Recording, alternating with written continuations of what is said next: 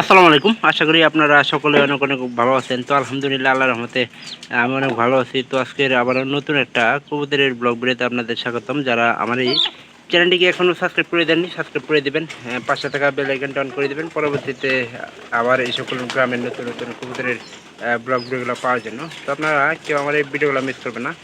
আশা করতেছি আপনারা সম্পূর্ণ ভিডিও দেখবেন, ভালো লাগবে। পরবর্তীতে এরকম নতুন নতুন ভিডিওর জন্য একটা শেয়ার করে, একটা লাইক করে, একটা কমেন্ট করে জানাবেন।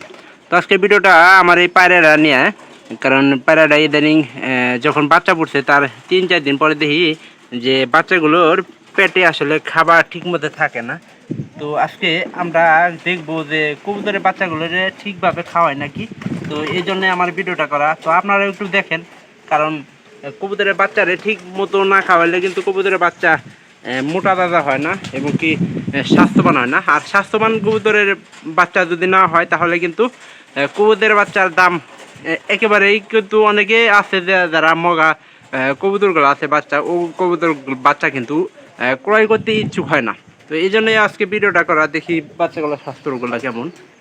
তো এর মধ্যে এই যে এর সাথে যে আরেক ধরো আসলে ওই কবুতরের বাচ্চা, ওই কবুতর কিন্তু অলরেডি বাদ করে দিছে, মানে ডিম করছে আর কি কয়েকদিন যাবত।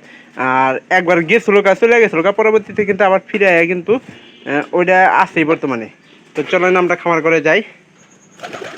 তো ইতিমধ্যে আপনারা দেখেন যে বাচ্চাগুলো কিন্তু আল্লাহর রহমতে ভালোই বড় হয়ে গেছে গা। আর এখন বর্তমানে কাহিনীটা হলো যে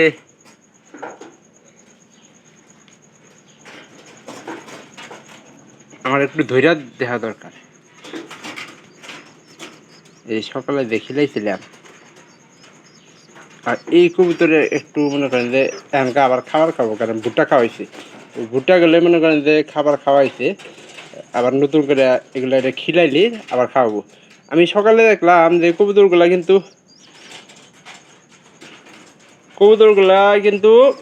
খাবার ঠিকঠাক মতো আল্লাহর রহমতে পাইতেছে। তো এটা ঠুনা দেখে বোঝা গেছে। দেখেন এখন আবার বিকাল হয়েছে, এখন মনে করেন যে খাবার টাবার দিলে এটা কিন্তু আবার নতুন করে কবুতরে খাওয়াবো। কারণ পাইরে এখানকার বাইরে নাই, পাইরেটাও আপনাদের দেখানো দরকার। আমার ওই যে ওই কবুতরের মানে বাচ্চা যে আছে ওইটার পাইরি এই যে মনে করেন তিল খেতে ওর আসলে একটু আমাদের অর্জন একটু কষ্ট হয়, কারণ এই পাইরিটা একটু বেশি মানে তৈরি করি বাচ্চাগুলো।